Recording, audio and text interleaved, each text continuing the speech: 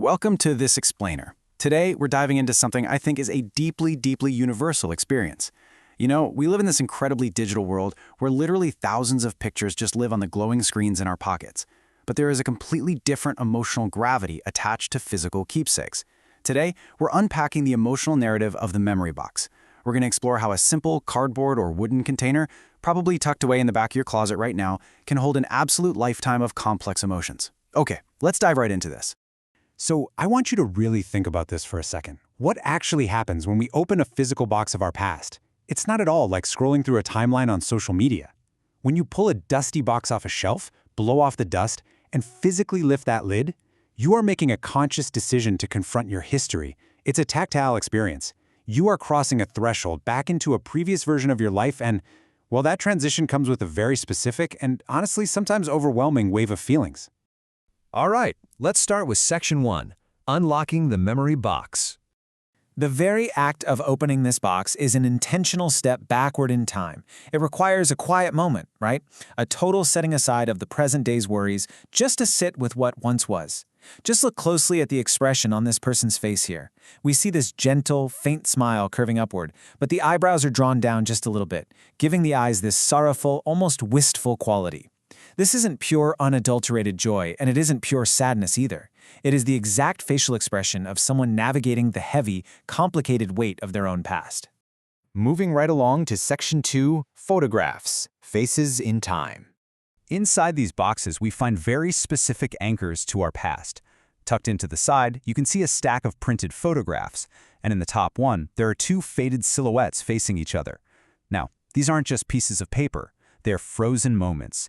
They capture relationships, shared spaces, and versions of ourselves that just don't exist anymore. When we look at those silhouettes, we are holding a piece of tangible history, literally a slice of a Tuesday a decade ago that you can hold right between your thumb and forefinger. Which brings up a pretty fascinating question. Why do we freeze time in a photograph to begin with? Well, we take pictures because, on some level, we know exactly how fleeting the present is. We know that the people we love, the places we inhabit, and the feelings we have in a specific moment are going to change or fade entirely. So these physical images serve as vital anchors.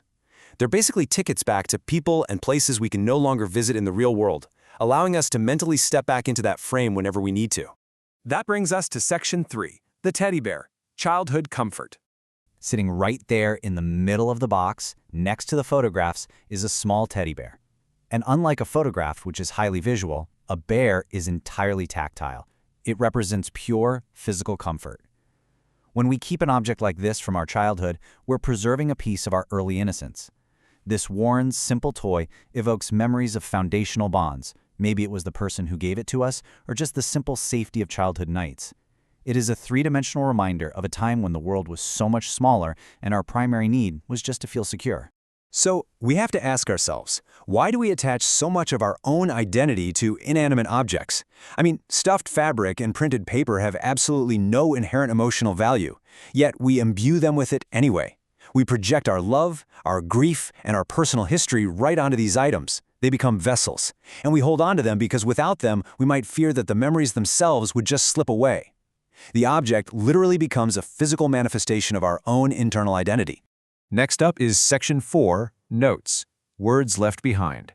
Hovering right near the edge of the box is a small, handwritten note. You can just make out the scribbled lines of text. A piece of paper like this is incredibly powerful. It's a physical trace of a past bond. Think about it. Someone actually sat down, thought of the recipient, and moved a pen across this exact piece of paper.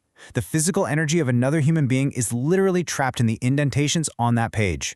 There is an intimate weight to handwritten words that a typed text message simply cannot replicate.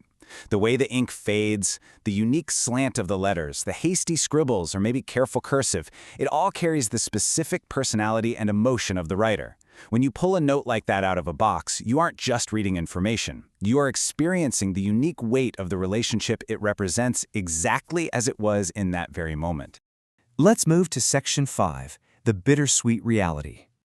When you combine the photographs, the bear, and the note, you arrive at the overarching theme of these memory boxes. It's all about understanding exactly what this bittersweet feeling is. And it is a highly complex emotional state.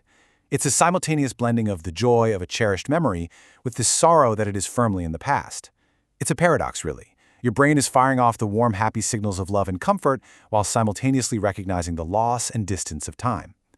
It validates why opening that box is never, ever just a simple, happy trip down memory lane.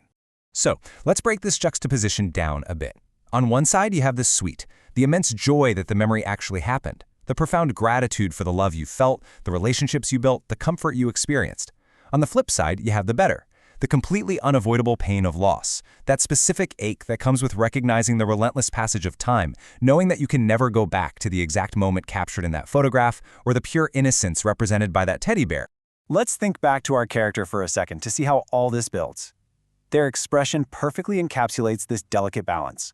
The posture is gentle, leaning in, showing real care for the items. The smile acknowledges the sweet, the joy of the memory, but the drawn eyebrows and the wistful eyes, well, they acknowledge the bitter, the sorrow of time past. It captures a moment of profound internal reflection, basically a silent negotiation between being incredibly grateful for what was and mourning that it is gone forever. Which leads us into Section 6, Why We Hold On. If opening this box brings up such a complicated, sometimes truly painful mix of emotions, why not just throw it all away? Well, we hold on because these items serve absolutely vital psychological functions. First, they anchor us to our identity, constantly reminding us of who we were and exactly how we became who we are today. Second, they validate past relationships. Those people mattered, and these items are undeniable proof of that love. Third, they provide serious comfort in times of change. When the present feels chaotic, just touching a familiar object from the past can be deeply grounding. And finally, they are tangible proof of our journey. They're the physical evidence that we have lived, loved, grown, and survived. These items in the box aren't just clutter, you know? They are the curated museum of our lives. They demand that we feel something, reminding us of our immense capacity for deep connection. So as we wrap up this explainer, I want to leave you with one final, provocative question to think about. What memories are waiting in your box? What bittersweet moments are quietly sitting on a shelf right now, just waiting for you to lift the lid?